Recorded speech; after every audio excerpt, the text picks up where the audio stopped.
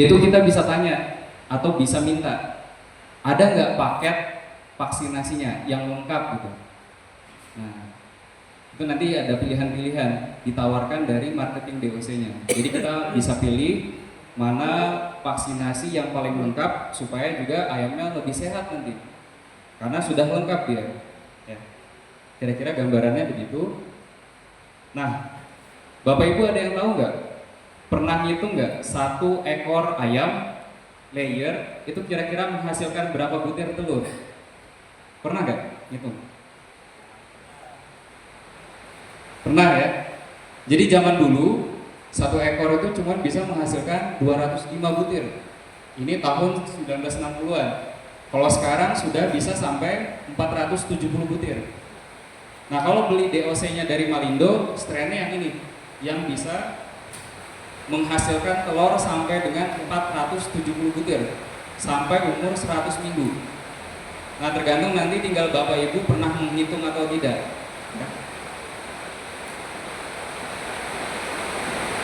Suara hujannya kencang banget ini.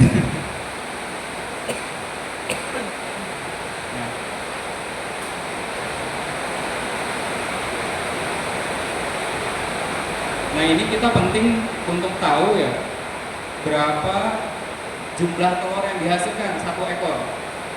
Kebanyakan biasanya kita taunya produksi hari ini berapa, 90%, 80% misalnya kayak gitu. Tapi ini nggak real dia datanya.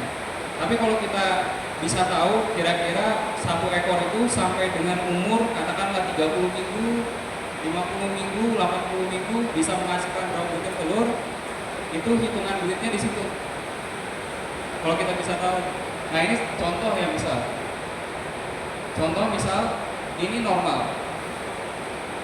Ayam kita menghasilkan 470 butir. Kalau seandainya kurang, produksinya 5%, cuman bisa menghasilkan 447. Kurang 10%, 423. 15%, 400 butir telur.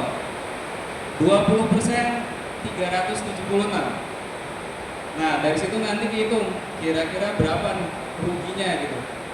Nah, tinggal nanti coba dites di kandang, kira-kira ayam kita bisa menghasilkan berapa butir telur.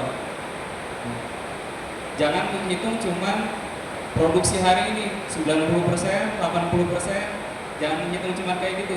Tapi cek berapa butir per ekor, sampai umur berapa minggu. Ini nanti silakan dihitung, dicek, ya. Karena di sini hitungan ekonomisnya nanti. Kalau produksi telur kita masih kurang banyak, berarti masih banyak tuh, masih bisa di-upgrade nanti. Atau jangan-jangan misal strain ayam kita kurang cocok gitu, kita bisa ganti pakai strain ayam dari Malindo nantinya. Ya. Nah, pasti kan kalau kita mau pelihara telur, pengennya kan produksinya banyak ya, tinggi produksinya. Nah, kalau mau bagus produksinya, di sini harus dipikirkan pulet itu sama dengan investasi. Jadi kita bayar buat beli DOC, buat beli vaksin, itu untuk investasi supaya nanti dia produksi telurnya makin banyak deh, makin bagus deh produksinya.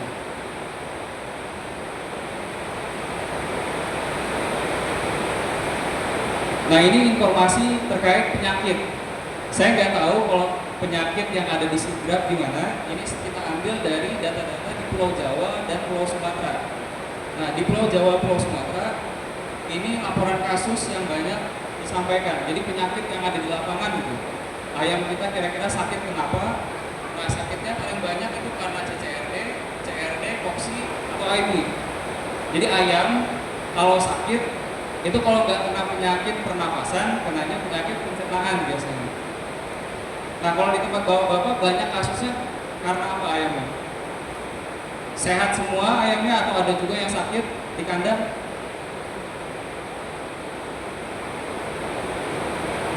Gimana Pak? Banyak yang sakit? Nah, itu nanti sakitnya karena apa harus dicari-cari, kira-kira kenapa? Ya. Pernah nemu kasus kayak gini nggak? Pernah nemu nggak? Nggak. Torticollis gini ada. Ini kalau ada kasus-kasus kayak gini, mungkir kepalanya, produksinya drop, ayamnya mati banyak, kemungkinan karena ND, Newcastle disease. Nah, ini penyakitnya nih. Kalau dibedah ayamnya kayak gini, perdarahan banyak ya, di telur gitu, di trakea, ini contohnya.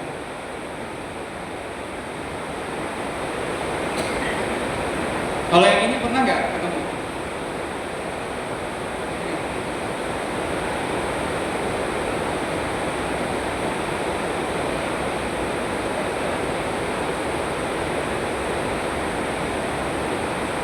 Pernah nggak nemu di lapangan? Pernah ya? Ini kalau ada kayak gini, kasusnya berarti karena gumboro biasanya. Karena gumboro. Ini juga harus hati-hati nih, ya. Biasanya kalau banyak kasus ini, berarti cuci kandangnya kurang bagus, Pak. Cuci kandang, disinfeksi kandang kurang bagus, berarti kalau banyak kasus ini nih di lapangan.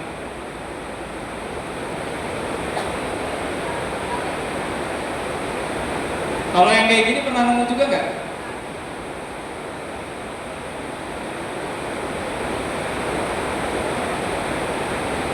Ayamnya jadi kayak penguin dia. Pernah nggak? Ada kista gitu, produksinya drop. Ya. Kalau ini biasanya karena IB biasanya. Kalau di manusia kena COVID ayamnya. Kena COVID. Nah ini nih. Kalau ada kondisi kayak gini, paling bahaya di 2 minggu pertama dia. Jadi kenanya 2 minggu pertama. Datang ayamnya di kandang, sampai umur 2 minggu kalau kena di awal-awal nggak ada gejala. Ayamnya sehat, paling cekrek-cekrek. Nanti begitu mau puncak produksi, umur 25 minggu, 26, 28, ayamnya berubah jadi kayak gini nih. Kayak pinguin dia. Kayak pinguin. Nah itu kena COVID tuh. COVID buat ayam. Kena IB. Harus hati-hati juga kita.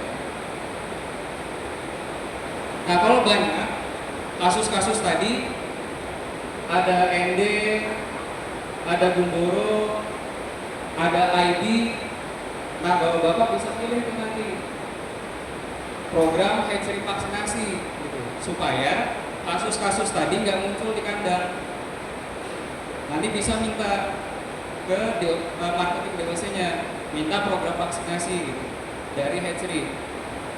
Nah ini biasanya program vaksinasi di hatchery kalau lengkap ada pilihan Vectormun Enderispan, Novamun, iBird, Pitabron.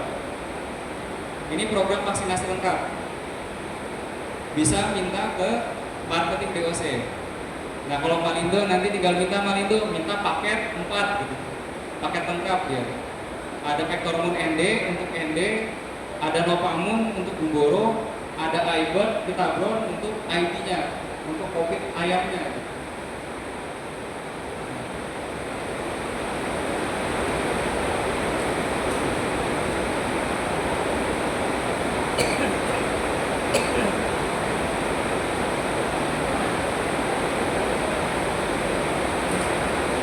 Kenapa bapak-bapak perlu minta vaksin ini kalau banyak kasus MB?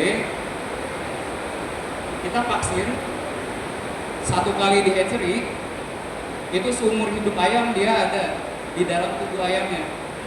Jadi seumur hidup vaksinnya 1 kali di hatchery, kita bayar sekali sampai ayamnya mati terus-terusan ada dia di dalam tubuh ayam. Jadi gertakan imunitasnya juga, proteksinya untuk ND. Misal program vaksinasi bapak sudah bagus nih, tambah ini jadi lebih bagus lagi dia. Ini saya kasih contoh nih. Ini di layer farm umur 84 minggu. Kita cek, kita ambil sampel. Tadi vaksinasinya di hatcher. Kita ambil umur 84. Dilihat di dalam tubuh ayamnya vaksin ini masih ada atau enggak? Ternyata masih ada, ya. Di sini masih 100% dia. Masih ada di dalam tubuh ayamnya, artinya ayamnya akan terus-terusan dia terproteksi terhadap ND. Semisal vaksin kita sudah bagus, ditambah ini makin bagus lagi jadinya. Jadi bayar sedikit di hatcher, proteksinya seumur hidup ayam. Cuman sekali vaksinasinya di hatcher. Ini contohnya.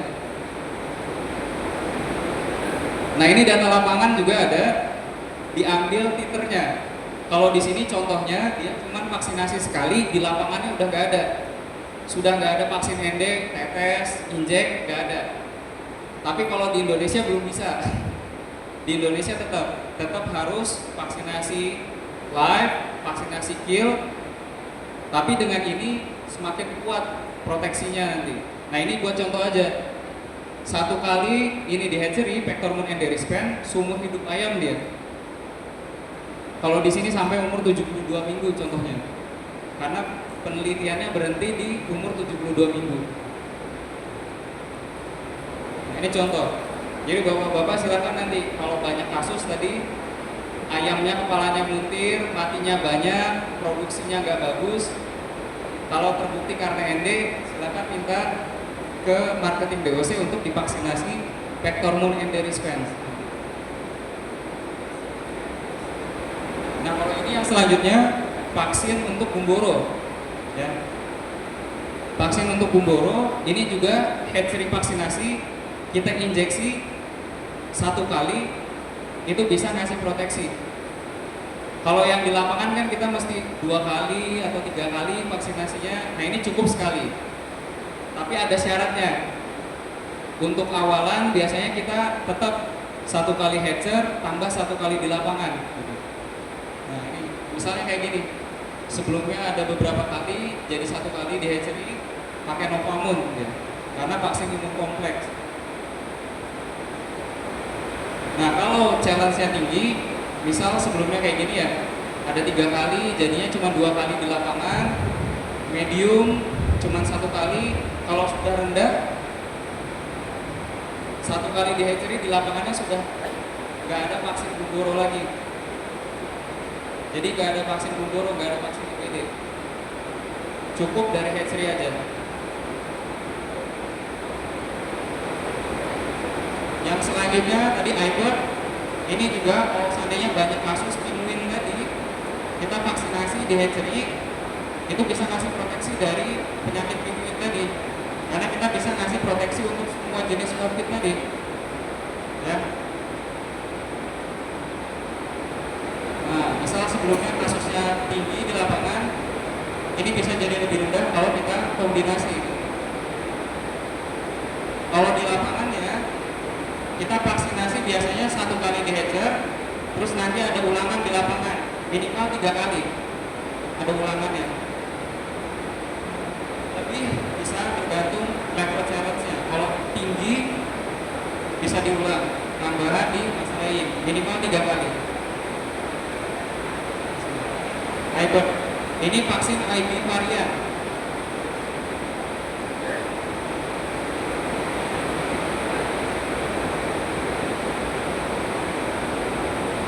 Nah, ini contoh, kalau bapak-bapak sudah pakai vaksin hatchery, misal sebelumnya program vaksinasinya gini, ini kan banyak ya program vaksinasinya.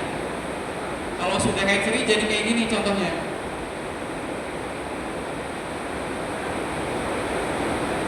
Ini kita ganti jadi kayak gini, karena ini sudah di hatcher.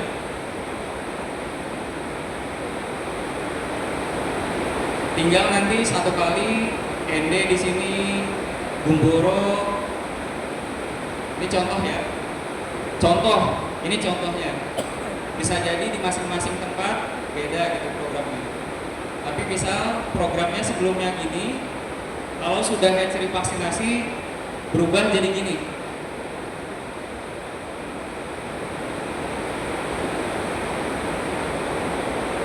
Ada yang mau nanya nggak?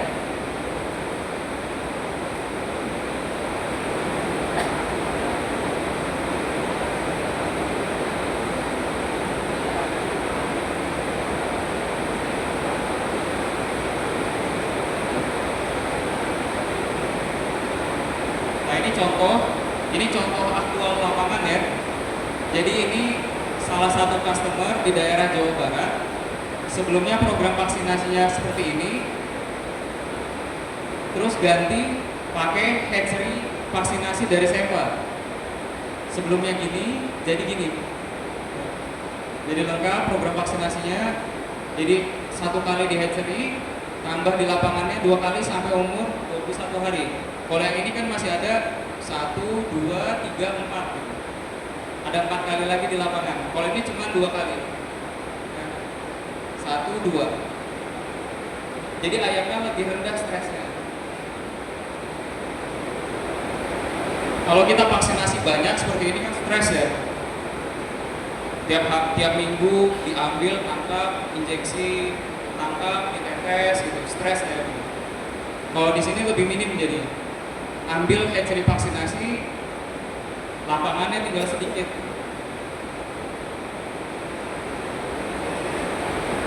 Nah ini contoh juga, kita bandingkan juga dari segi bobot badan, kemudian uniformity ayamnya yang sudah pakai hatchery vaksinasi karena stresnya lebih sedikit, bobot badannya lebih tinggi, ayamnya juga lebih seragam dia, lebih uniform ya. Jadi bobotnya sama antara satu ayam dengan ayam yang lain. Ini contoh. Nah, kita lihat juga setelah menggunakan program vaksinasi Seva dengan less is more program, secara performance-nya juga jadi lebih baik ya. Ayamnya mati lebih sedikit, produksi telurnya lebih banyak. Ya kalau kita hitung keuntungannya per 1000 ekor 16 juta. Jadi lebih banyak 16 juta karena ayamnya produksinya lebih tinggi, matinya lebih sedikit. Nah ini nanti akan dijelaskan lebih lanjut dengan Mas Propa ya. Jadi banyak nanti diinformasikan gimana program less is more. Ini mungkin slide penutup ya sedikit. Jadi bulan itu sama, kita invest sebenarnya.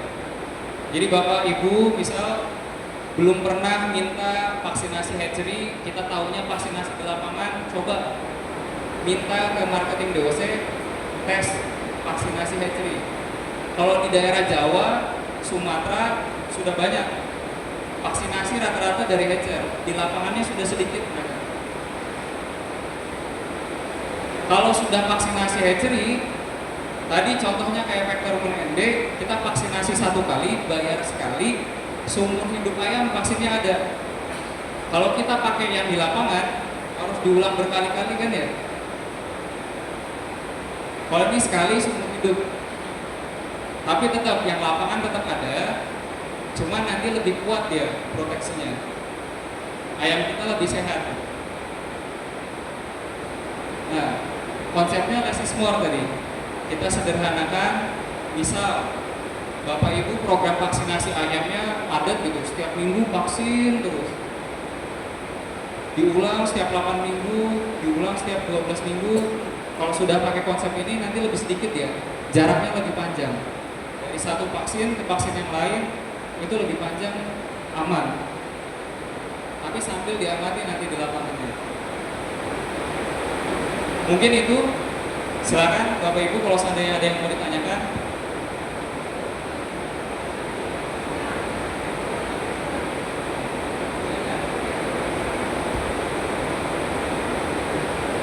Saya bertanya ini, yang passing hatchery, yang mana yang bagus untuk wilayah di sini?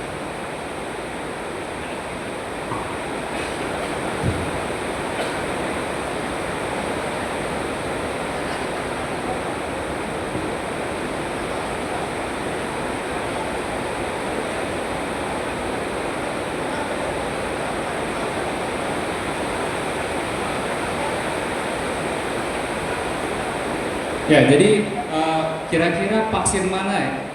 Vaksinasi hatchery mana yang cocok untuk area Sulawesi, area Sidrap gitu kan ya? Nah, kita kalau lihat data, nggak akan tahu kapan kira-kira ayamnya sakit, kapan kira-kira penyakit tertentu itu masuk di kandang kita. Paling bagus kita pilih yang paling lengkap. Nah ini contoh, contoh data ya.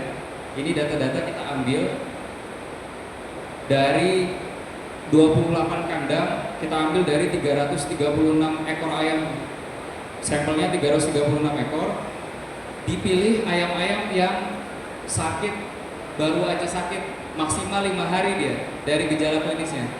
Nah ternyata ketemu ayam sakit itu ternyata bukan satu penyakit yang menyerang, minimal 2, bisa jadi lebih gitu. Makanya paling bagus kita pilih vaksinasi itu yang paling lengkap. Makin lengkap makin bagus, tapi biayanya juga makin mahal, cuman dibayar dengan telur ayamnya nanti. Nah jadi kalau seandainya direkomendasikan mana yang paling bagus, ini pilihannya. Dari marketing biasanya ada paket-paket, paket 1, paket 2, paket 3, paket 4. Paling lengkap paket 4. Kombinasi Pectormone enderispens, Novamune, Ibot. Paket lengkap. Itu yang kita rekomendasikan.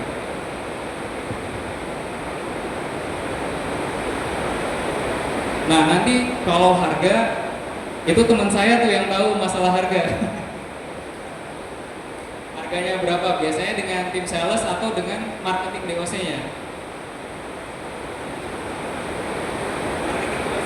Nah dari teman-teman Malindo nanti yang ngasih tahu harganya berapa.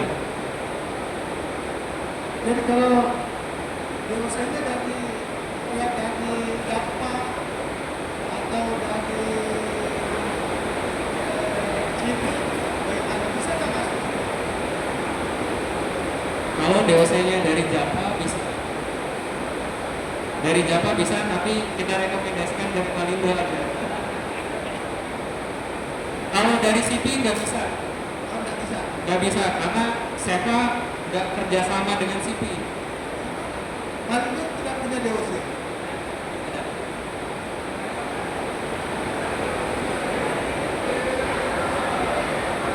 Malindo sudah ready, udah siap ya?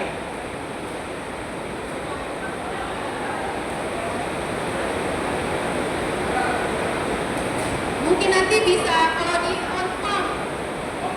Nah, paling bisa Pak Haji di on farm Pak, bukan CTK. Tapi mungkin jadi saksinya nanti ada disampaikan ke Bapak ya. Nanti dan informasi nanti di kayak gitu.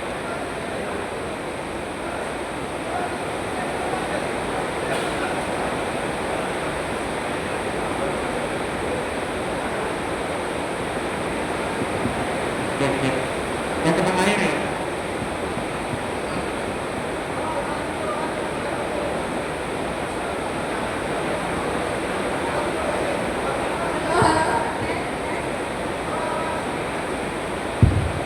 Tes. Mungkin udah menjawab ya Pak? Atau mau bertanya lagi? Atau kita geser lah? Mungkin ada lagi yang mau bertanya? Di sini yang di farm. Ayo, tanya Pak. Atau curhat, cerita bagaimana di kandang, pengalaman ayam tadi kan ada gejalanya tuh. Atau pernah ketemu siapa? Ah, pasti ada Pak, pasti ada.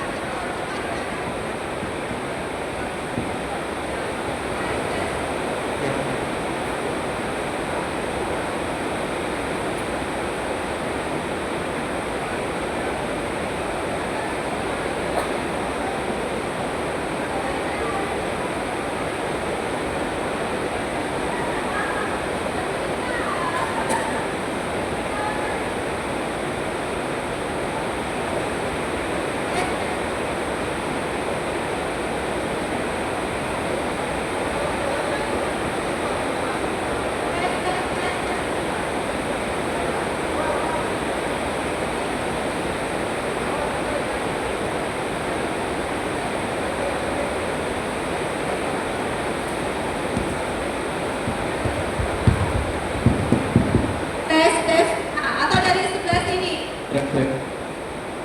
Ini Pak, oh ini kayaknya sudah ini.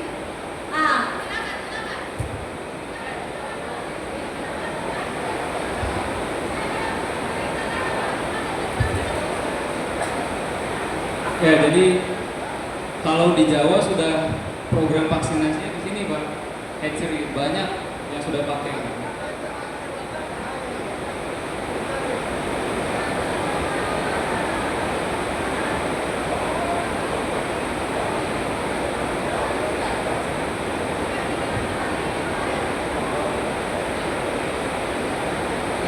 Ini Pak, ini kan di kandang kadang dari kasus toksi. Apakah ada vaksinnya Pak? Poksi. Jadi untuk vaksin poksi ada vaksinnya juga untuk poksi. Sama juga vaksinasinya dari hatchery juga, dari hatchery. Tapi kalau seandainya mau di farm bisa juga, bisa diaplikasikan di farm. Nanti tetes mulut.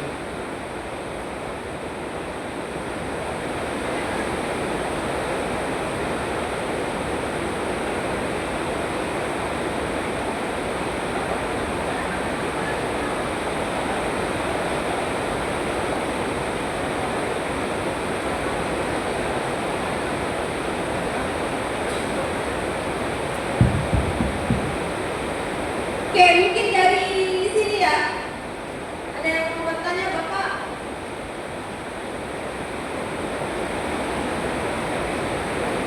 Atau mungkin kita lanjut atau dari barisan depan? Ini masih ada yang mau bertanya enggak? Oh iya ya. Terima kasih Pak. Yang saya mau tanyakan tentang ini vaksin konteksnya tadi, apakah aman untuk ayam yang keseragamannya buruk? Apakah aman untuk ayam ya begitu Pak untuk divaksin? Terima kasih. Baik. Jadi target kita vaksinasi di hatchery itu sebenarnya supaya nanti begitu sampai ayamnya di kandang itu sudah bisa fokus nanti buat makan, buat minum. Kita nggak perlu lagi nanti tangkap ayam, injeksi, tetes, kayak gitu. Jadi kita lebih fokus untuk pemeliharaan ayam kalau sudah vaksinasi di hatchery. Nah contohnya tadi kayak ini ya.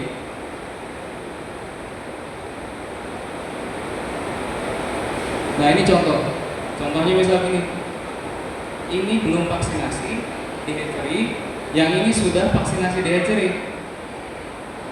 Ini kan banyak ya.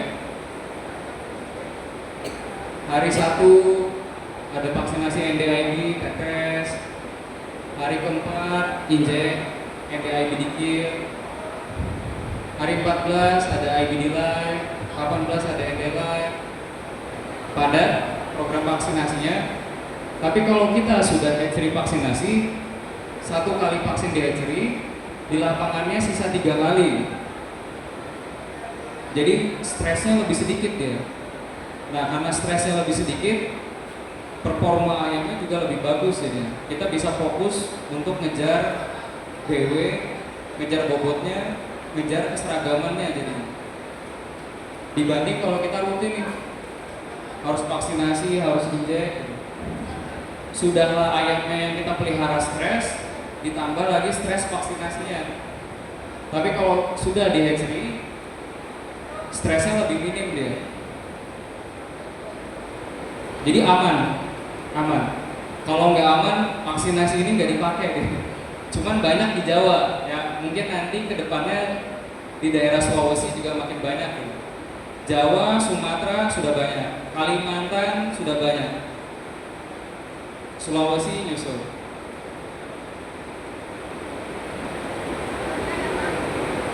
Menjawab ya. Jadi sesuai tadi nih, less is more, no more stress. Jadi memang tujuan vaksinasi hatchery itu untuk mengurangi stres Pak. Jadi Kalau standarnya cuma ini nih, cuma 1 vaksin Marek, vaksin standar. Kalau mau nambah vaksinasinya ini harus minta ke marketing DOC, minta tambah vaksin. Nanti ditawarin sama marketing DOC mau paket berapa? Paket 2, paket 3, paket 4. Ada paket-paketnya nanti. Nanti dikasih tahu juga dari marketing harus nambah bayarnya berapa. Nambah 100, 200, 300 per ekor DOC-nya tergantung dari marketing DOC nya dikasih tahu. Oke. Masih ada yang mau bertanya atau kita lanjut ke materi kedua ya, baru nanti sesi diskusinya di belakang. Curhat boleh atau cerita kasus di lapangan boleh. Lanjut ya. Nah ini mungkin langsung bahas ke program vaksin ya. Baik.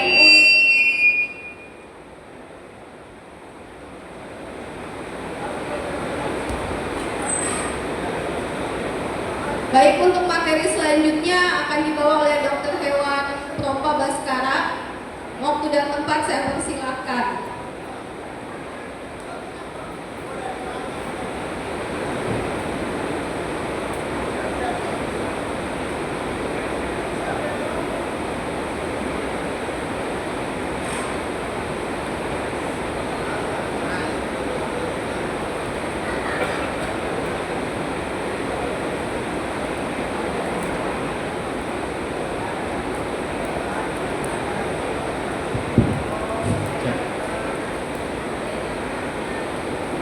Oke, Bapak Ibu semua, Assalamualaikum warahmatullahi wabarakatuh.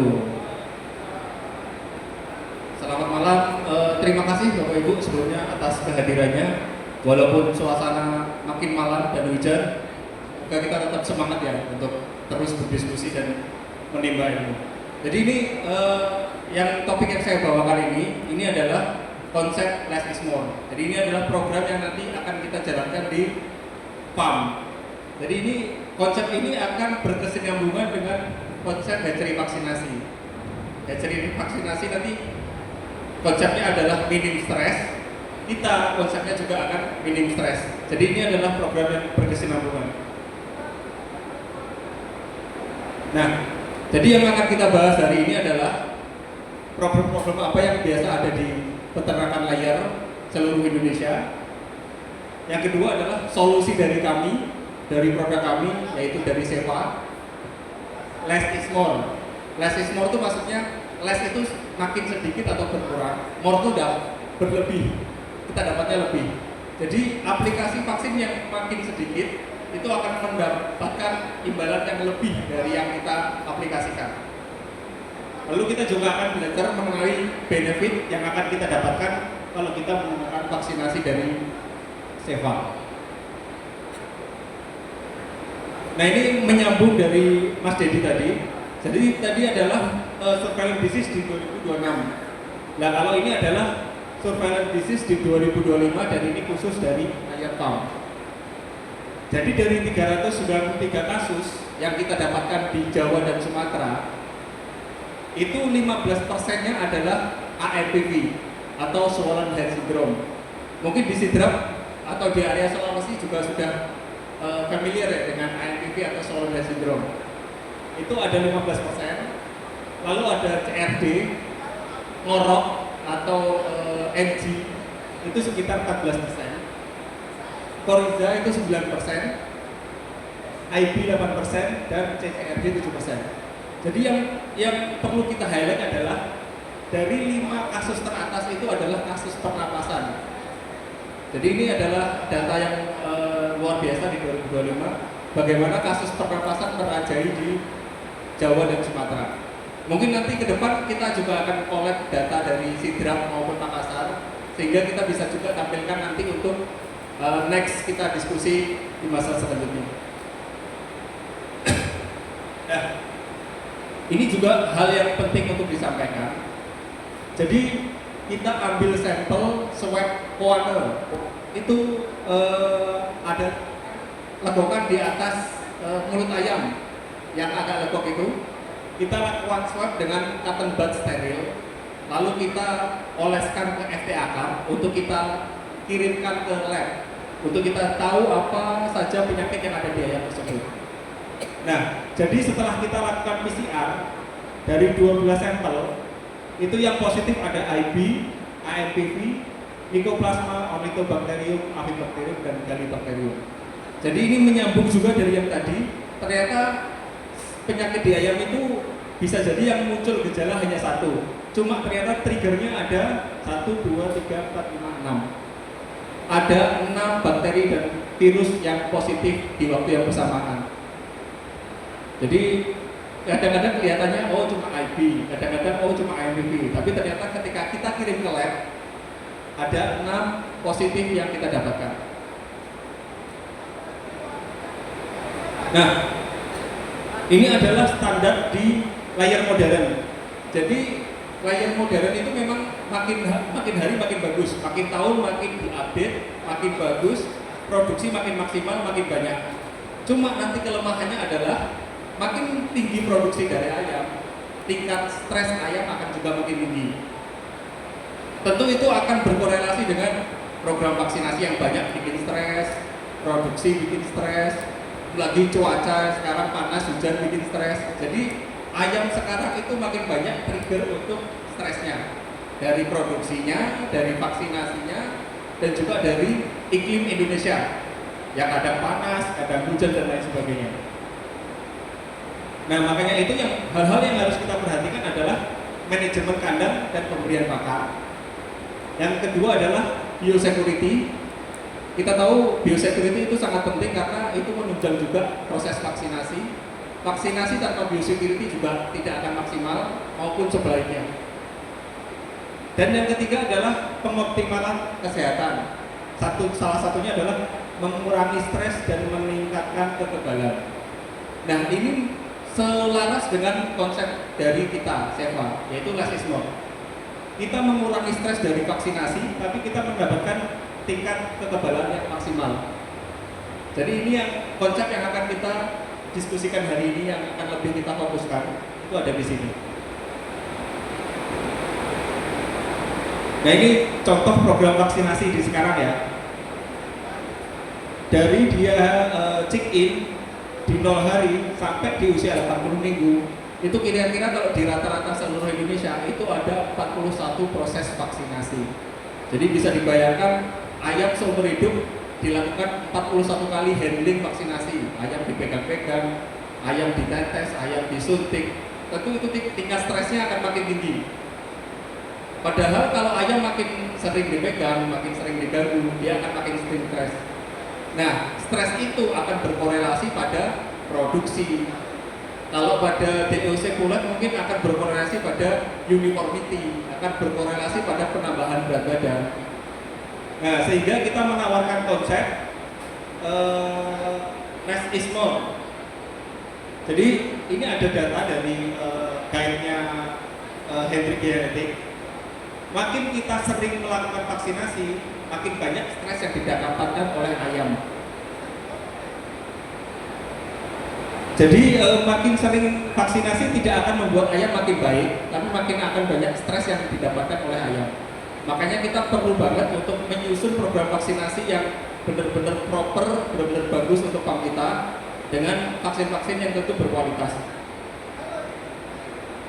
Nah, ini permasalahan akibat jadwal vaksinasi yang padat, mengganggu pertumbuhan kulit, lalu penggiringan pasti akan mendapatkan stres yang berkepanjangan, serta mengganggu pertumbuhan kulit. Nah, itu tadi selaras dengan apa manfaat hatchery vaksinasi. Hatchery vaksinasi adalah agar kita banyak menghandling ayam waktu vaksinasi. Di waktu on farm pun, di waktu di kandang pun, kita juga menerapkan konsep itu. Makin sering ayam tidak dihandling atau dipegang-pegang vaksinasi, itu malah makin bagus. Sehingga performa terjaga, uniformity terjaga, dan juga nanti di masa produksi pasti akan lebih maksimal. Nah, ini contoh efek stres selama proses vaksinasi. Ini korelasinya di usia 1-5 minggu ya. Jadi dari uniformity ini akan terus mengalami penurunan. Kita tahu bahwa standar uniformity yang paling minimal adalah 85%. Itu udah paling minimal. Excellent 90%. Kalau 95% alhamdulillah. Nah, kalau kita makin sering handling ayam, makin sering kita pegang, makin sering kita vaksinasi, itu menurut data ini dia akan turun secara uniformity. Dari awalnya 85%, dia akan turun sampai ke 65%, 70%. Padahal kita tahu pulet adalah masa-masa kita membangun fondasi pada ayam. Kalau uniformity 85% nggak tercapai, itu akan berpengaruh ke masa produksi. Nah, ini juga kalau tadi di masa pulet dia akan menurunkan uniformity, ini di masa produksi. Jadi kalau standarnya di usia 18 minggu itu dia mulai produksi naik. Kalau kita vaksinasinya terlalu padat dan tingkat stresnya tinggi, dia akan delay. Mungkin 20 baru mulai produksi, 21 minggu mulai produksi, dan dia akan secara grafik naik tidak akan sebaik ayam yang minim stres atau minim handling stres, minim handling vaksinasi. Jadi di pulet sangat riskan, di masa produksi juga sangat riskan. Makanya pentingnya kita untuk menerapkan konsep less is more di farm kita. Nah, ini adalah pengaruh pertumbuhan awal berat badan pada performance ayam. Ini di usia 5 minggu, uniformity 16 minggu, dan kenaikan bobotnya. Jadi ini adalah korelasi bahwa body weight itu akan menentukan sexual maturity atau tingkat kematangan seksual pada ayam. Lalu juga berkorelasi pada jumlah telur yang akan kita dapat pada masa produksi. Nih, body weight usia 5 minggu. Jadi kalau body weight di bawah 5 minggu kita otak-atik, kita sering vaksinasi, body weight nggak tercapai, uniformity-nya rendah, ini akan berpengaruh pada awal masa produksi, pada jumlah telur yang didapat, dan juga pada jumlah masa hidup dari ayam. Jadi tingkat hidup dari ayam di usia 72 minggu itu juga akan turun. Nah, makanya kita membawa konsep less is more. Less more.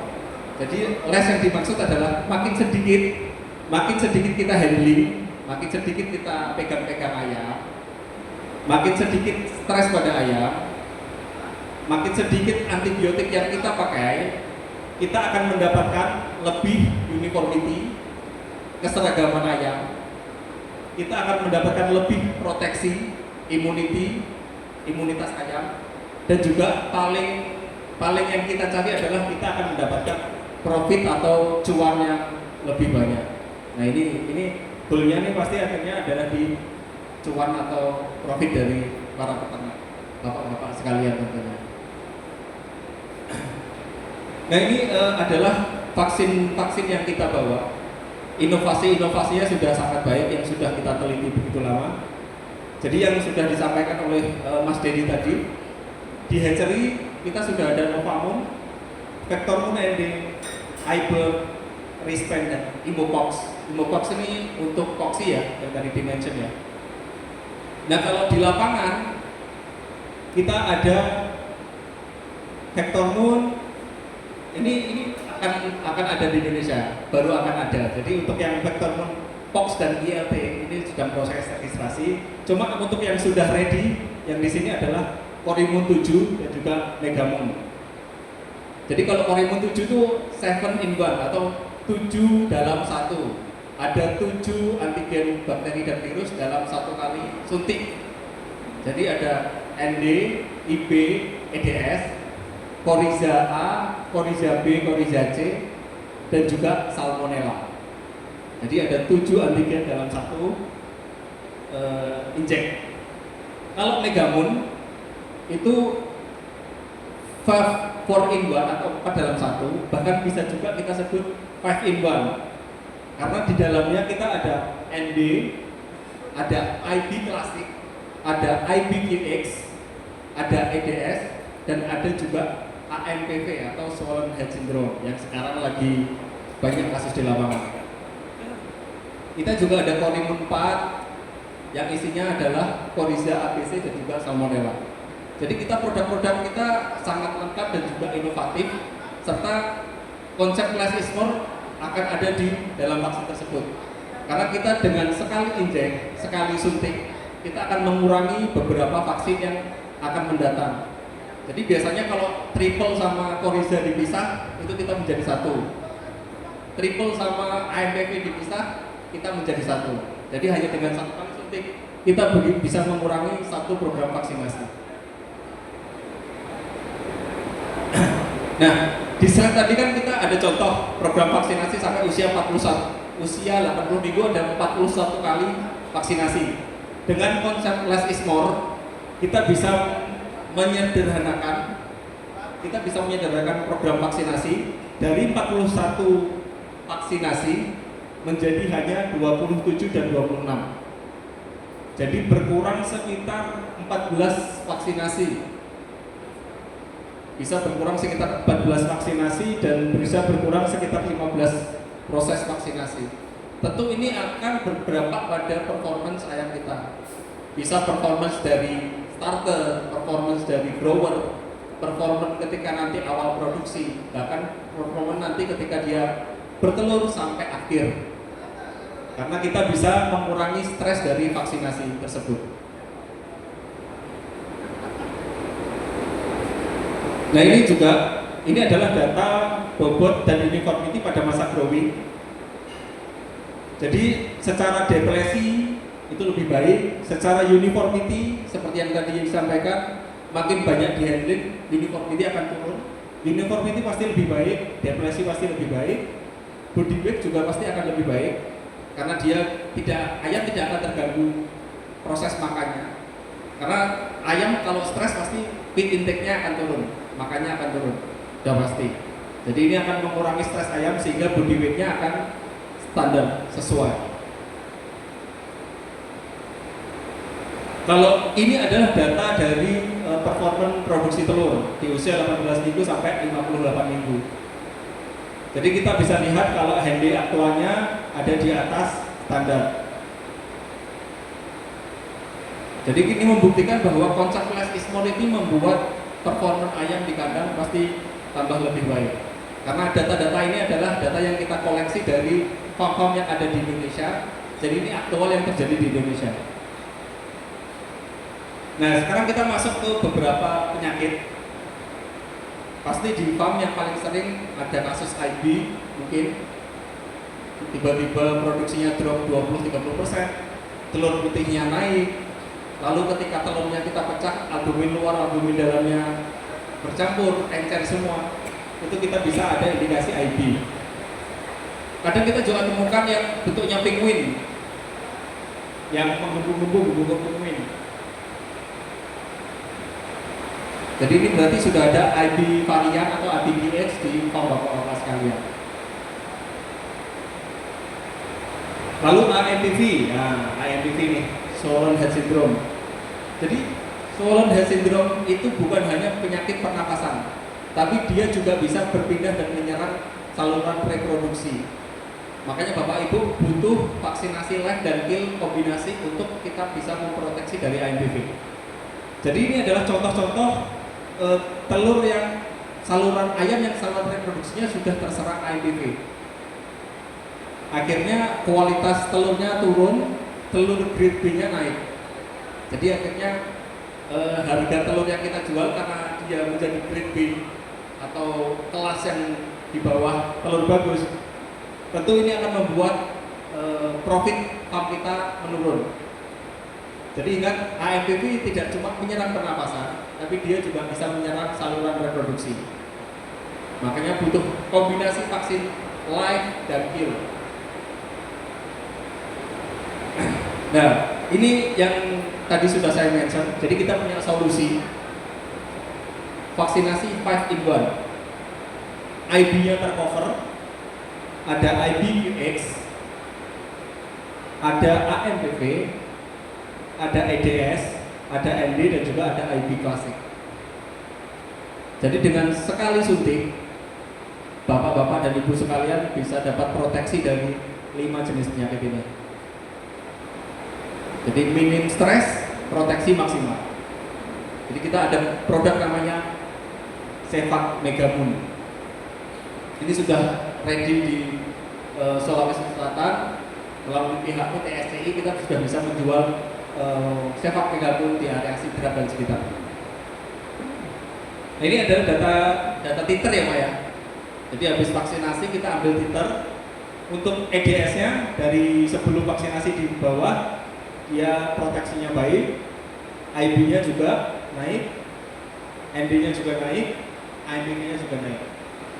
Ini data yang kita ambil dari lapangan. Nah, ini untuk perbandingan farm yang memakai Megamoon produk kita dan juga yang memakai produk AIP Vigil dari kompetitor.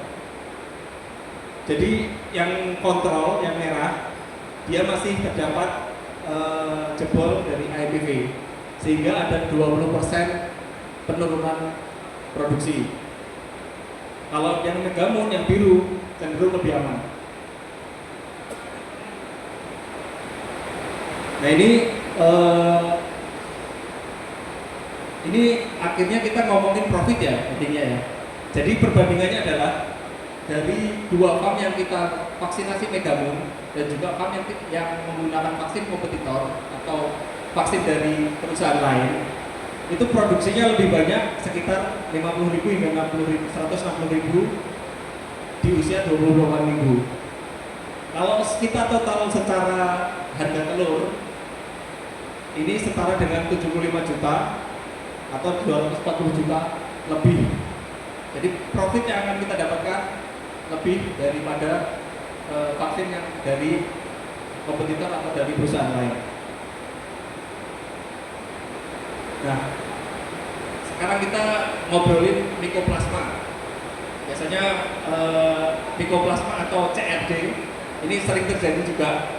Vaksin penyakit yang salah satu penyakit pernapasan yang paling sering ditemui di layer maupun broiler, CRD, yang biasanya ngorok-ngorok, biasanya cekres-cekres, batuk-batuk, lalu ketika dibuka di kantong bawahnya itu agak keruh, itu biasanya ada kontaminasi CRD.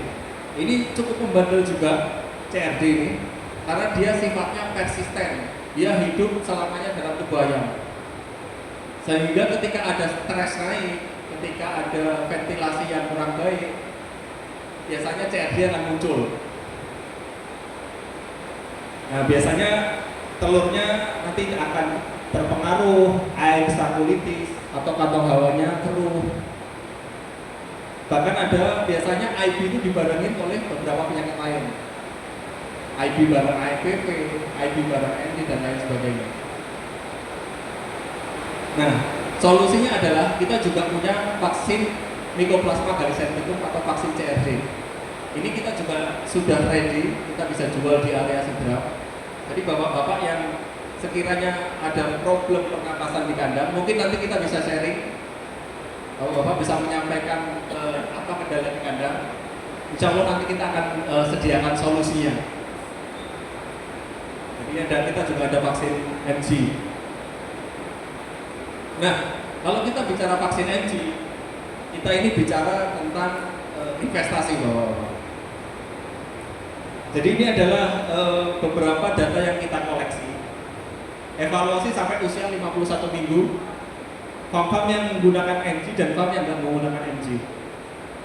Jadi ekmasnya per ekor itu bisa terpaut 0,81 kilo per ekor. Jadi satu ekor yang divaksinasi MG dibanding satu ekor yang nggak divaksin MG, itu yang divaksin MG bisa menghasilkan 0,81 kilo per ekor sampai usia 1 minggu.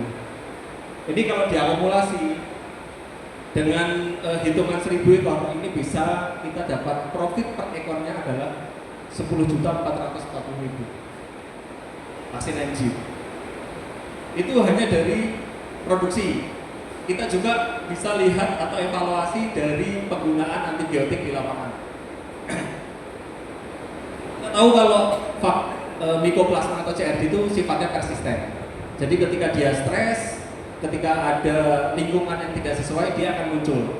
Nah, biasanya kalau sudah ngorok, kalau sudah cekres-cekres, biasanya bapak-bapak ibu sekalian ngasih antibiotik.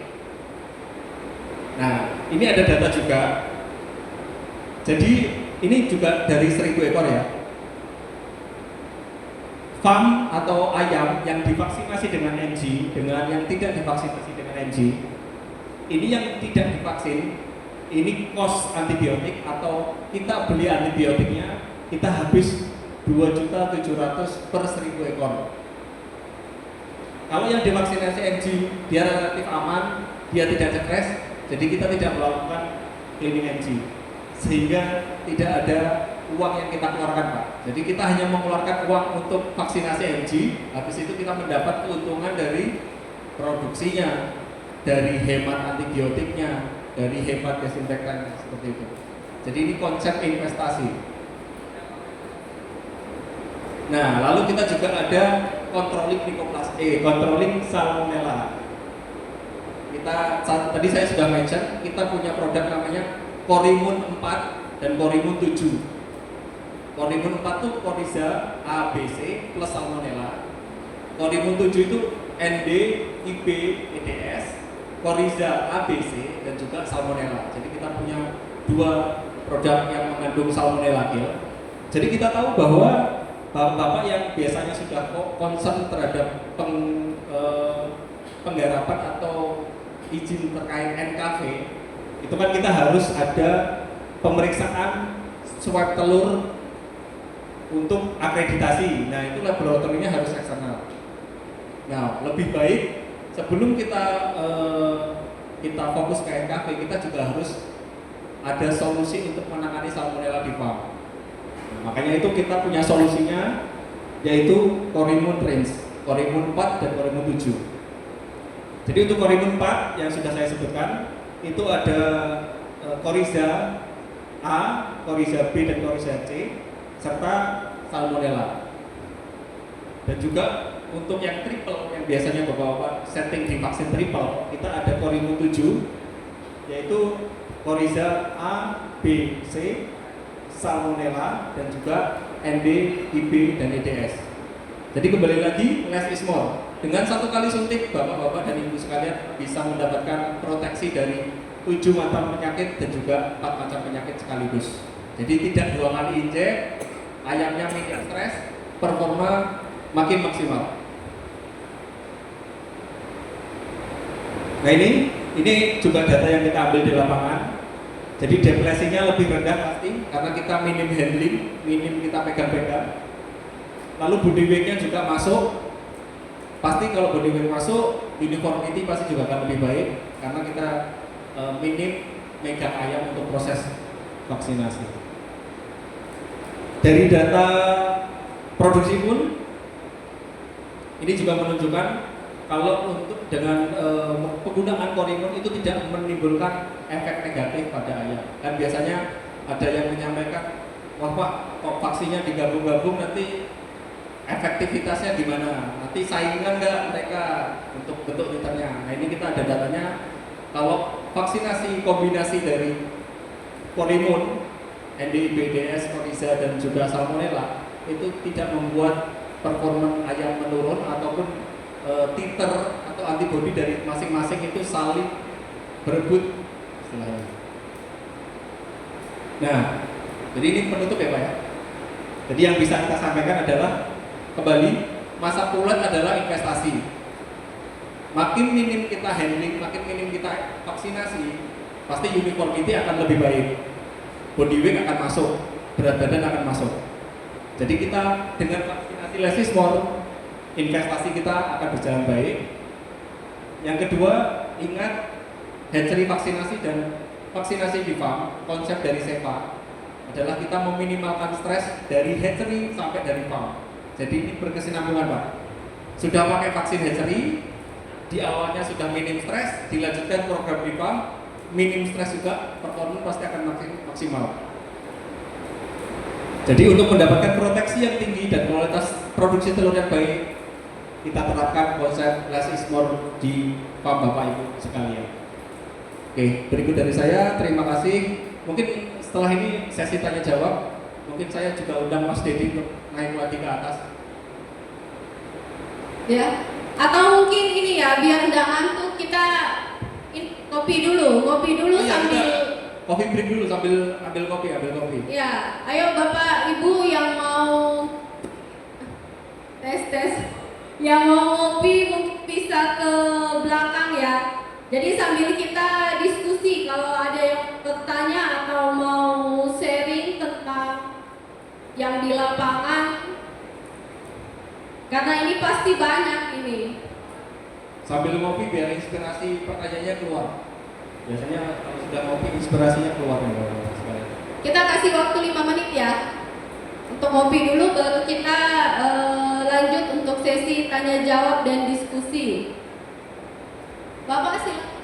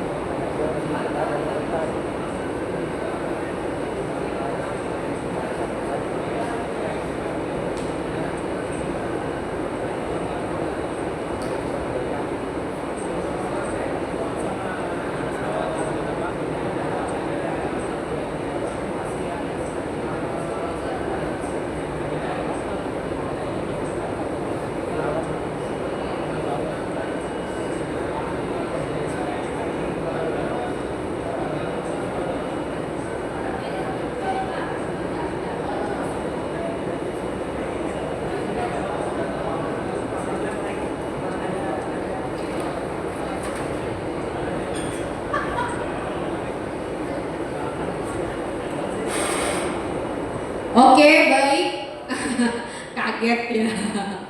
Kita lanjutkan untuk sesi tanya jawab ya. Mungkin kalau Bapak Ibu ada yang mau bertanya boleh, atau mau sharing tentang kasus di lapangan.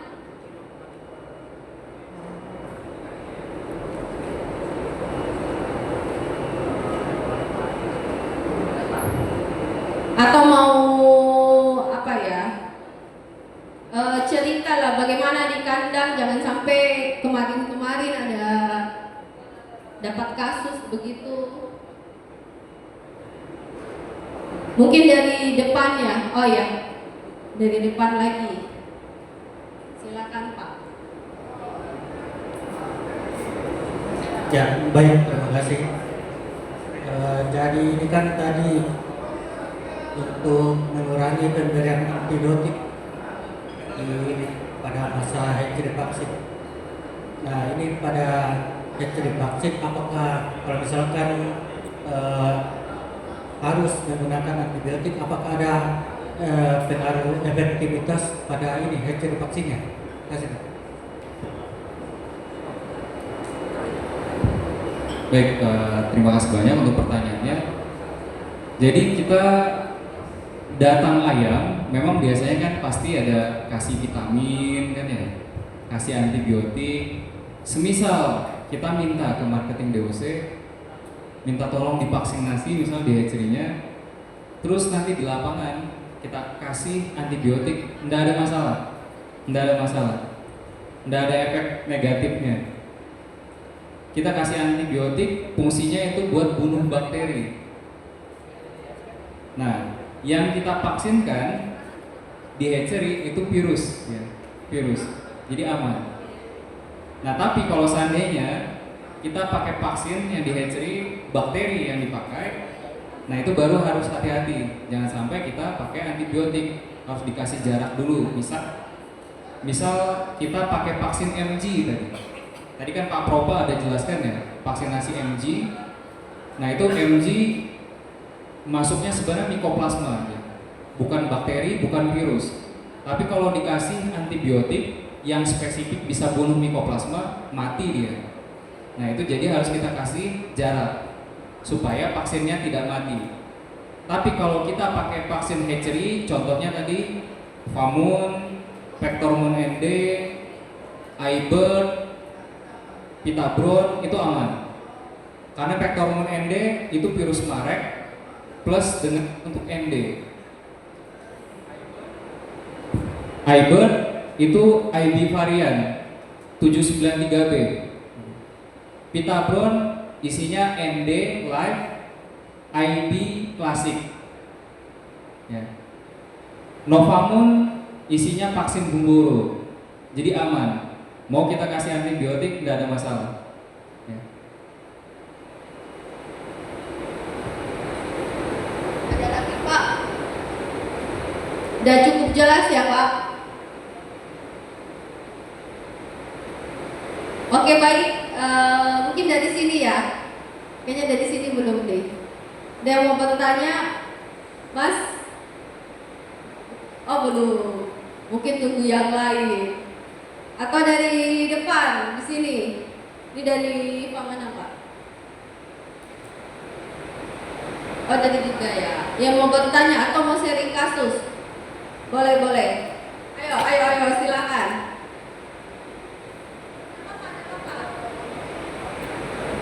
Atau cerita ada sharing kasus apa yang sering ditemukan.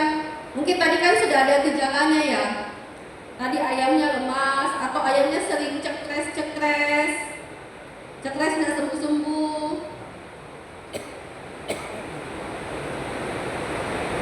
Atau jangan-jangan ayamnya sehat terus karena sudah dibaca-baca doa nih.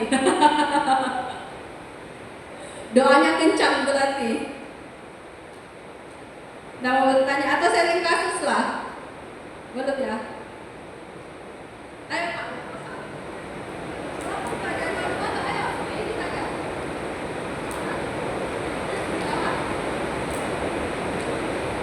Di sini.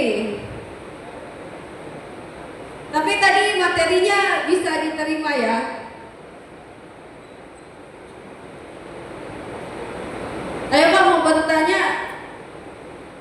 cerita kasus atau enggak ada kasus ini? Pak Kasman kayaknya enggak ada kasus ya ini. Kayaknya ini doanya kencang semua, jadi ayamnya enggak ada yang sakit ini. Hah?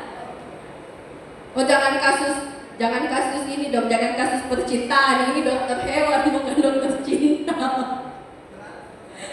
Bahaya kalau kasus percintaan.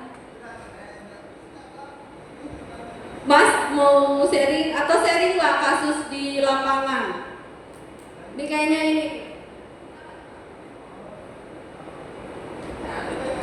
ini kayaknya masih malu harus dipancing nih. Tapi ayam sering cekres nggak Pak? Siapa nih? Perwakilan dari Pak siapa? Pak Irhan. Ayam di kandang sering ada kasus cekres nggak?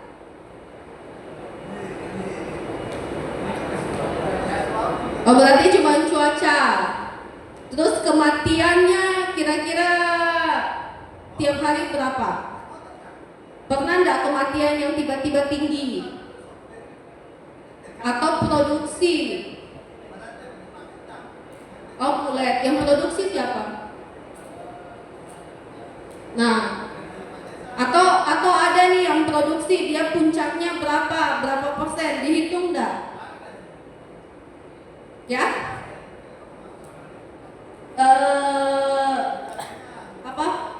Produksi. Bertelurnya dia puncaknya sampai berapa persen? Dihitung nggak?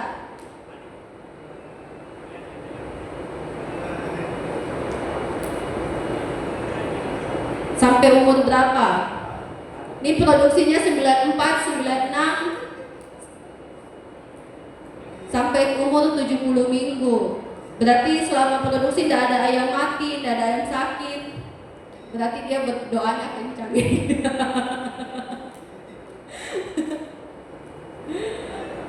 Udah bagus ya berarti. Tapi vaksin semua lancar. Ayam sakit juga tidak ada ya Pak? Ada ayam sakit. Apa sakitnya Pak? CRD. Nah, ini kan baru jujur. Ternyata ada CRD. Terus gimana Pak penanganannya kalau CRD? Kasih antibiotik langsung sembuh.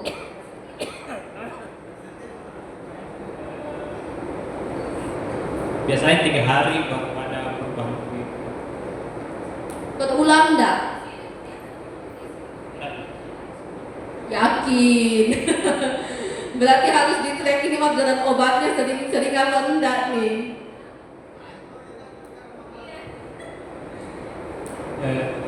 Saya mau bertanya Pak, apa perbedaan CRD dan CRD kompleks? Dan cara mengatasinya bagaimana? Terima kasih. Apa perbedaan CRD dan CRD kompleks dan cara mengatasinya? Berarti sering ya CRD ya? Iya. Oke, makasih ya Pak, pertanyaannya aktif bersuara juga nih.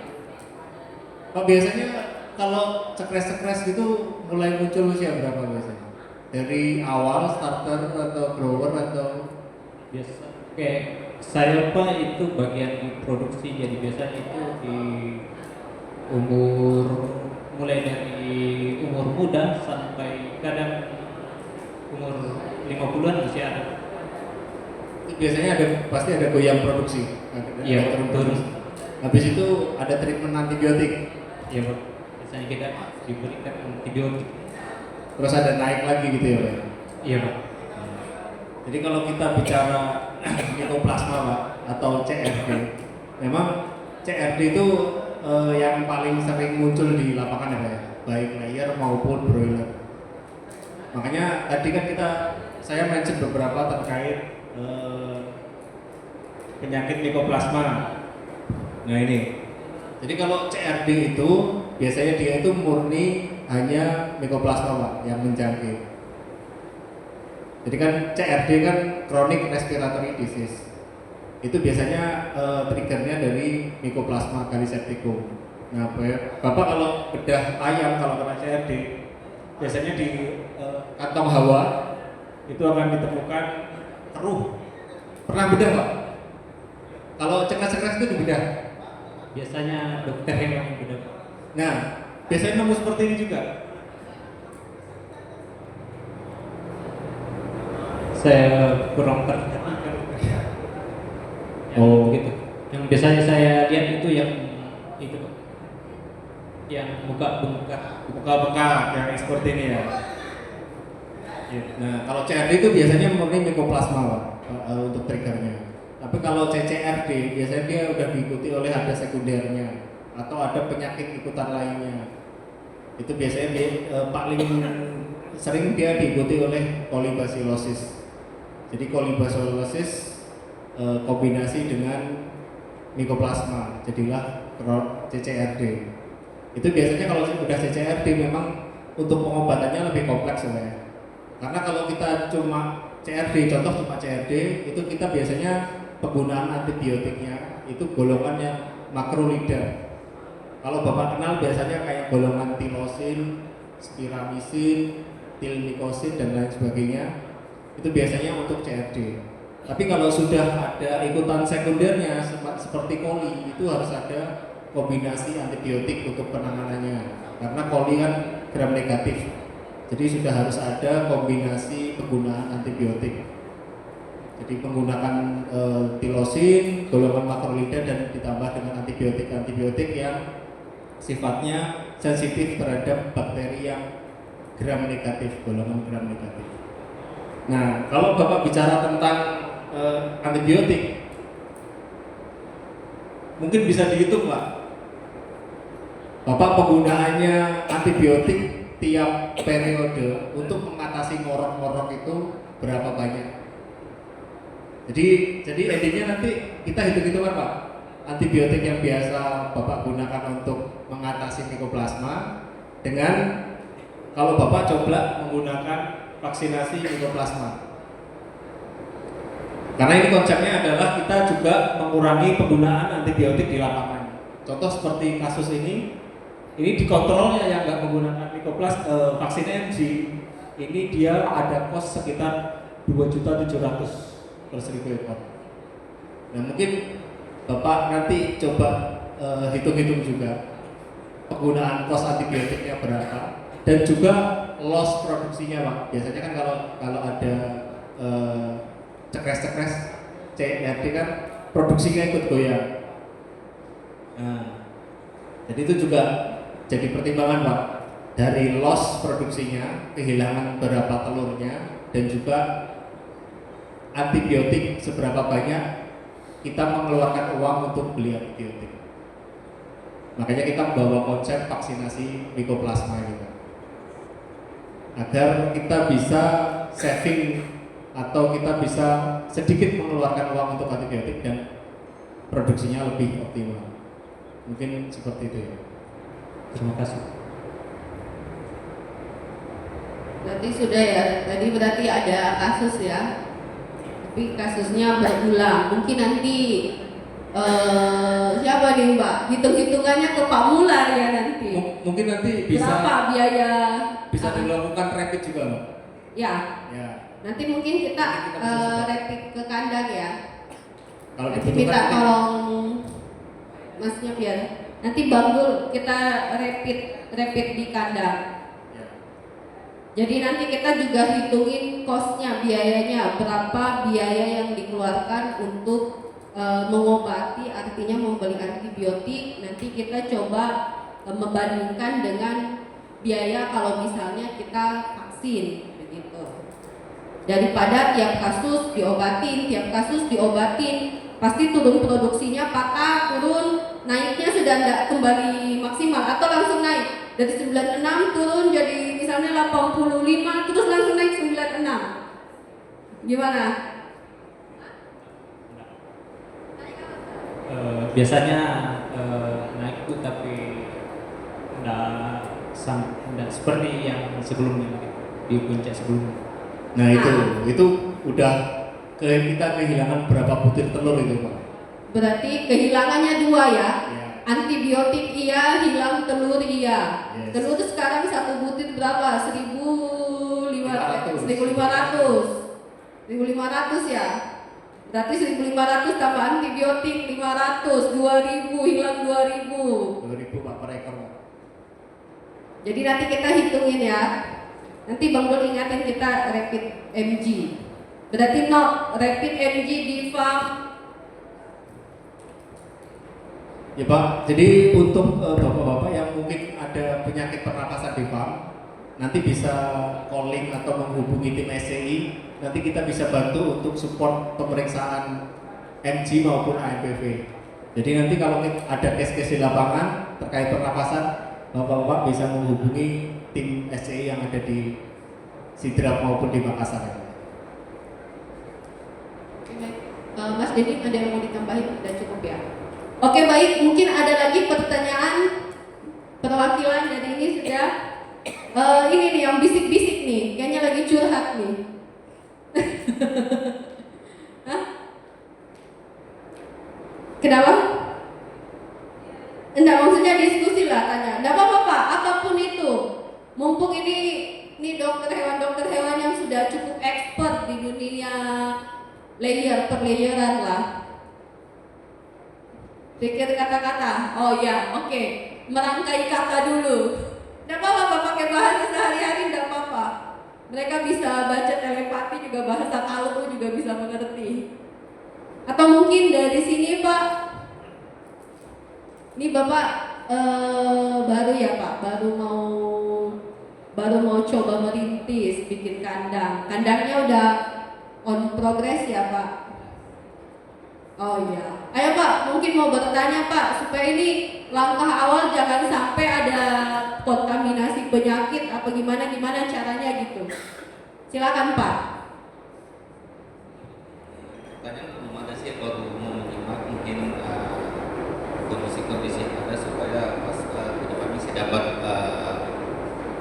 penyakit-penyakit yang ditampilkan di layar tadi, artinya sudah tidak kaget kan, karena sudah ada gambaran sebelumnya kan. Sempat saya sharing sama teman, dia ada usaha ayam pedaging ya, saya komplek dengan ayam petelur. Katanya kalau sifat dasarnya itu memang kalau ayam pedaging katanya sih jantungan, kalau dengar suara sesuatu yang gaduh atau berisik langsung kolaps. Tapi kalau ayam petelur kurang tahu tuh apakah dia cukup tangguh, hanya tapi yang membuat pengaruh di stres hingga mengurangi produktivitasnya. Begitu kondisi psikologisnya mungkin dengan berkenaan dengan yang tadi, dengan pemberian vaksin, semakin banyak vaksin yang diberikan, semakin banyak interaksi dengan orang, mungkin tingkat stresnya semakin banyak ya, karena bersentuhan itu artinya sedikit-sedikit ditangkap, ditetes, kemudian ditangkap lagi, diinjek. Jadi saya cukup menyimak dari situ saja tadi. Terima kasih. Ya berarti alhamdulillah ini kayaknya masuk semua ilmunya. Jadi udah fix ya Pak. Nanti bisa program hatchery iya, program on farm iya. Intinya less is more Pak. Ya, ini Bapak lagi sementara pembangunan ya Pak. Rencana ya untuk mau bikin layer ya Pak. Ya. Oke Mas Denny mungkin bisa dijawab. Ya, jadi memang ayam yang kita pelihara itu baik broiler, pedaging atau layer itu sama-sama ayam stres sebenarnya Pak. Kita paksa genetiknya itu dibuat supaya dia bisa produksi daging banyak, supaya bisa produksi telur banyak gitu. Jadi dari ayamnya sendiri sudah stres, sama lah kalau kita stres kan Pak, gampang sakit jadinya. Nah itu makanya kita sebisa mungkin diminimalisir stresnya, dijaga supaya ayamnya nyaman makan, nyaman minum, supaya produksinya bagus. Ya. Nah untuk tingkat ketahanan, layer lebih tahan dibandingkan broiler. Ayam pedaging lebih rentan dia. Apalagi kalau kandangnya tadi broiler dekat kandang layer. Biasanya penyakit di ayam layer itu lebih banyak. Cuman kebetulan di layer itu lebih tahan dia dibandingkan broiler. Jadi lebih aman dia lebih tangguh dibandingkan dengan ayam pedaging. Nah tapi tetap meskipun dia tangguh, ada titik-titik kritisnya Pak. Titik-titik kritis di situ kita harus jaga dia. Tadi ingat nggak? Ada dijelaskan sama Mas Propa 5, 16, 300. Ada nggak yang ingat? 5 itu 5 minggu pertama. Jadi dijaga 5 minggu pertama, bobot badannya itu harus masuk deh. Bobot badan masuk, uniformity-nya, keseragamannya dia bagus, rata ayamnya, bobotnya sama gitu. Nah, supaya dapat yang sama, sebisa mungkin minimal dipegang, diinjek, divaksin. Sebisa mungkin diminimalisir. Dijaga benar-benar ayamnya supaya pertumbuhannya bagus. Yang selanjutnya 16 itu uniformity-nya. Target kita 85%. Bobot badan ayamnya sama tuh. Kalau bisa. Karena kalau bisa dapat bobot badan yang sama 85%, itu nanti pertumbuhannya juga bagus untuk produksi. Kita mau gertak produksinya, mau tambah lampu nanti gampang. Produksinya serentak. Terus juga jadi lebih aman dia. Nah, selanjutnya ada 300. 300 ini mulai dari awal produksi, katakanlah awal produksi mulai bertelur itu umur 18 minggu. 18 minggu sampai dengan nanti dia mau puncak itu harus nambah bobot badannya 300. Kalau bisa nambah bobot badan 300, produksinya biasanya bagus. Naik terus aman. Tapi kalau nggak bisa nambah 300, nanti produksi kita naik 90% misal, tiba-tiba patah, jatuh, nggak naik lagi. Kalaupun naik, naiknya dikit. Kenapa? Karena dia maksakan. Ayamnya dipaksa buat produksi, ya sama kayak manusia ya. Kalau lahiran kan, anaknya dulu, ibunya meninggal gitu. Nah, ayam kayak gitu juga. Dia dulukan telurnya, diambil dari badannya gitu.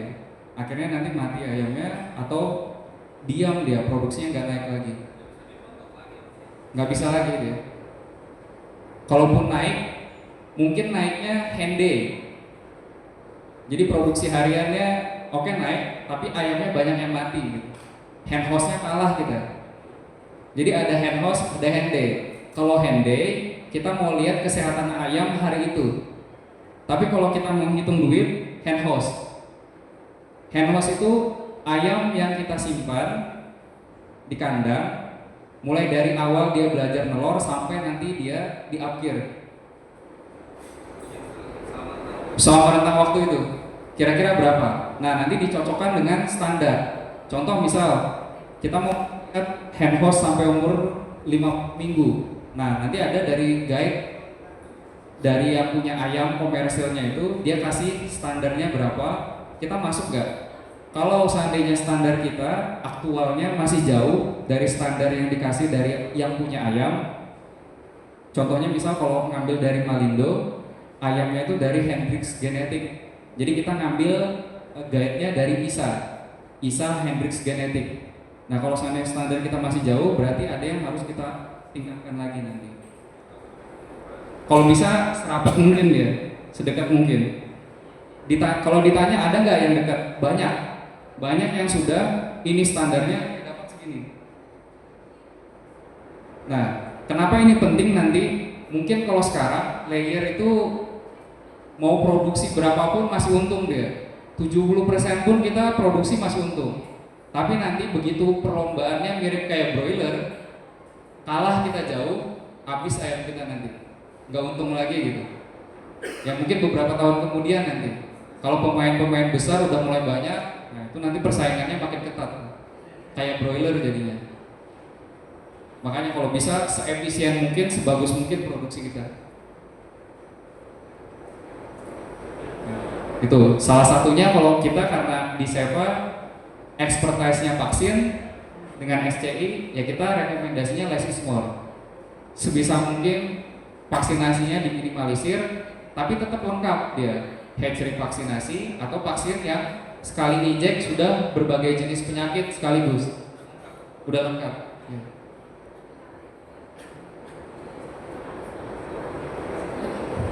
Ya cukup Pak, atau ada mau ini lagi, bertanya lagi? Udah cukup ya, berarti nanti kalau udah isi ayamnya boleh panggil kami Pak. Langsung dibikinin program vaksin. Oke baik, Mungkin dari depan sini ya, ini belum ada suara dari tadi nih. Ayo Mas, bertanya. Ini yang sering menangani ayam sakit ini. Atau jangan-jangan sama kayak tadi di sebelah, doanya kenceng jadi ayamnya dari yang sakit. Bertanya.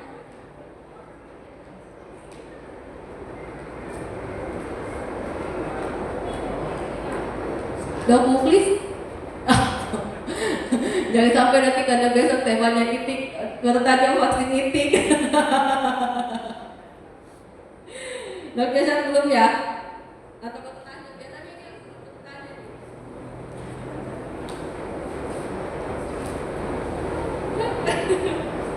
Atau saya lari dulu ke belakang. Ini kayaknya di belakang topiknya asik ini, seru.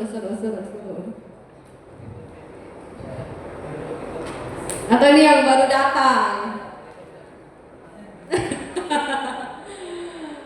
Pak Haji Pak mau bertanya. Curhat boleh Pak? Curhat boleh. Mau curhat? Oh. Ayo Mas mau bertanya. Belum. Kayaknya dari tadi merangkai katanya agak lama ini. Satu penanya lagi ya. Ayo Mas, ini kata-katanya sudah dirangkai? Oh belum. Jangan sampai ini bikin makin bingung dia merangkai kata. Bahasa sederhana pun tidak apa-apa Pak. Nah, ini kita satu penanya terakhir nih, karena kita udah close di 22.30. Atau Bapak mau bertanya Pak? Bapak mau bertanya? Dan. Kalau begitu ini menunggu yang di sini aja dah. Silakan Pak. Jadi saya ada case di kandang, itu di hatinya ada seperti selaput. Nah kemarin waktu Pak Dula sempat rapid, ternyata bukan mikotoksin, ternyata bukan MG ya, MG. Tapi saya kira itu mikotoksin, tapi bukan juga, karena hanya individual. Kira-kira cara membedakan mikotoksin dengan MG itu gimana Pak?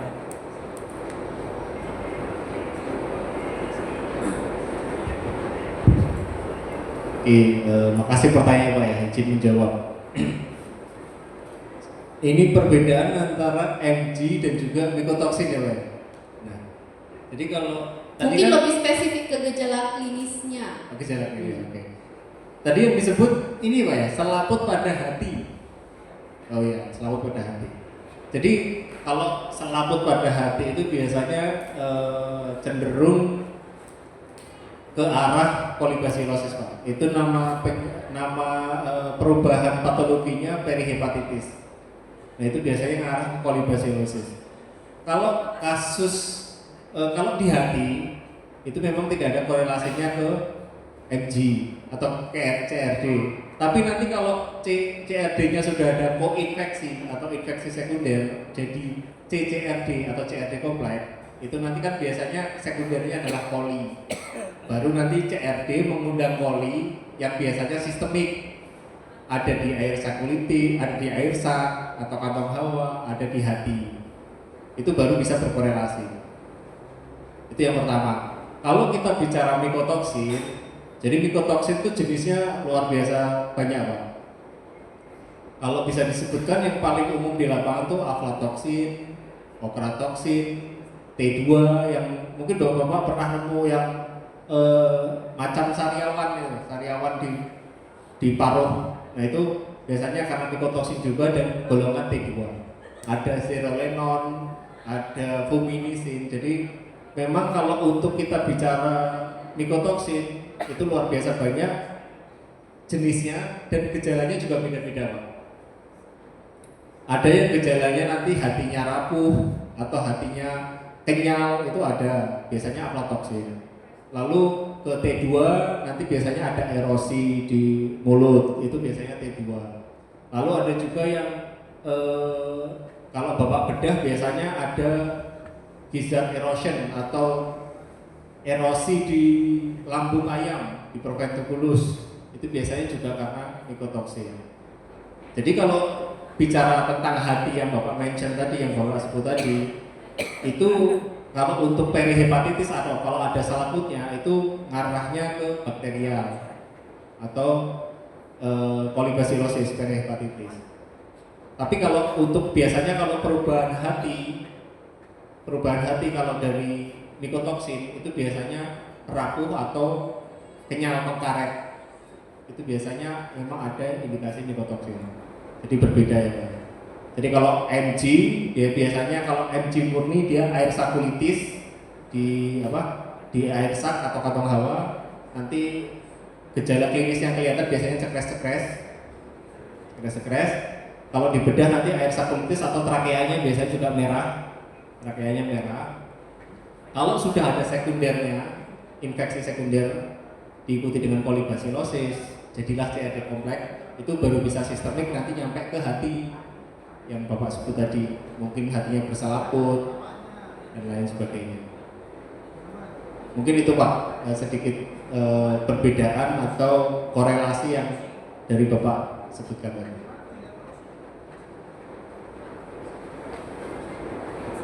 Bisa diterima ya. Jadi mungkin untuk treatmentnya juga beda Pak, antara mikotoksin dengan dengan MG. Kalau MG itu treatmentnya bisa antibiotik ketika sudah ada kasus, dan pencegahannya bisa dengan vaksinasi. Tadi vaksinasi MG. Cuman kemarin kita rapid negatifnya. Tapi kalau kasus cekres gitu sering enggak Pak? Sering ya, berulang. Korisa itu ada. Korisanya berulang juga Pak. Jadi di sini mungkin sebagian besar kasusnya memang korisa yang berulang dan kasus cekres yang sering terjadi gitu. Di setiap musim ya, musim hujan, musim kemarau gitu. Mungkin pernah dicek titer IPV-nya Pak? Atau soalnya itu? Titer belum. Oh belum. Nanti mungkin kita bisa dibantu. Kita nanti coba cek titernya ya. Ya. Jadi untuk penyakit koriza sebenarnya itu paling gampang Pak. Biasanya kita lihat kepalanya bengkak, pasti koriza langsung disebut. Kepala bengkak ayam koriza. Padahal sebenarnya kita pernah coba ambil antara ayam yang sehat dengan ayam yang sakit, ayam yang bengkak kepalanya dengan ayam yang nggak bengkak kepalanya, tetap ketemu juga. Yang bengkak ketemu koriza, yang nggak bengkak juga ketemu koriza. Karena memang koriza itu pasti ada di lingkungan kandang kita. Nah itu erat sebenarnya kaitannya juga dengan hygiene ya, kebersihan dari lingkungan kandang. Nah sama juga kalau kasusnya terus-terusan berulang, harus hati-hati, jangan-jangan ada yang jadi trigger pembuka jalan penyakitnya. Kok korizanya jadi muncul terus? Nah biasanya apa yang membukakan jalannya? Mycoplasma bisa, IB bisa, infectious bronchitis ya, avian metapneumovirus bisa, AIH9 bisa juga. Nah jadi kalau bisa, karena tahu tadi penyakit itu nggak berdiri sendiri dia, tapi gabungan. Mana yang kira-kira bisa jadi pembuka jalannya itu kita penuhi ya. Oh, vaksinasi kita belum lengkap ya, melingkupi tadi penyakit-penyakit penting tadi yang bisa bukakan jalan, kita vaksinasi misalnya. Kalau manajemen kandang kita masih kurang, katakanlah ventilasi kurang bagus, benerin bagian ventilasinya. Kalau kebersihan kandangnya kurang bagus, coba kandangnya agak lebih bersih, kasus penyakitnya juga pasti akan lebih minim dia. Gabungan semuanya lebih bagus lagi. Karena kita banyak ketemu farm-farm yang memang performance-nya bagus, semuanya itu sudah digabung dia. Bahkan kita mau masuk ke kandang ya, saya harus mandi 2 sampai 3 kali, Pak. Masuk kandang, gitu. Ganti baju, mandi gitu. Ganti baju lagi kalau mau masuk ke dalam kandang. Ya, kira-kira kayak gitu gambarannya. Nah, sebisa mungkin kita kalau seideal mungkin berat, tapi sebisa mungkin mendekati gitu.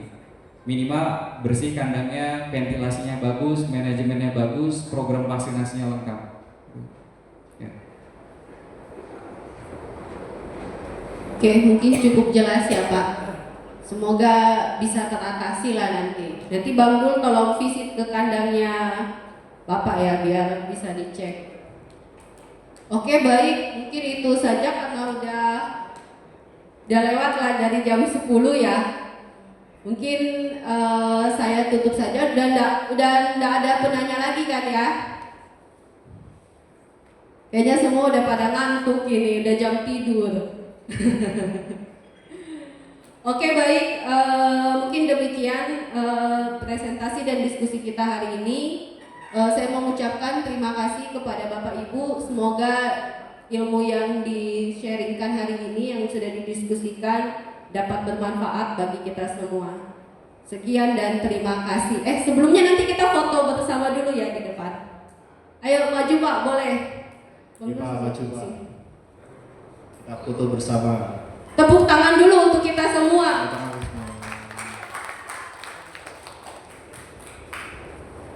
Semangat Pak, meskipun ngantuk sedikit. Ayo maju Bapak Ibu, kita berfoto dulu.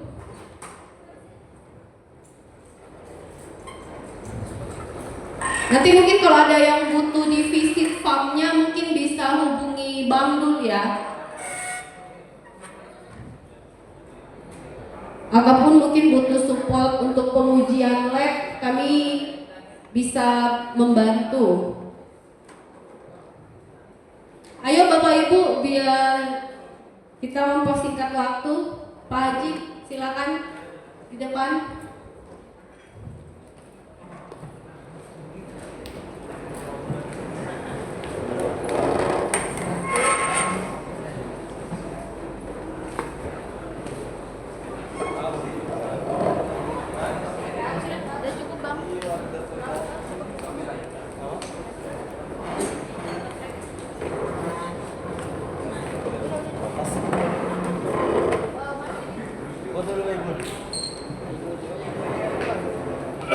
Ayo Mas Denny.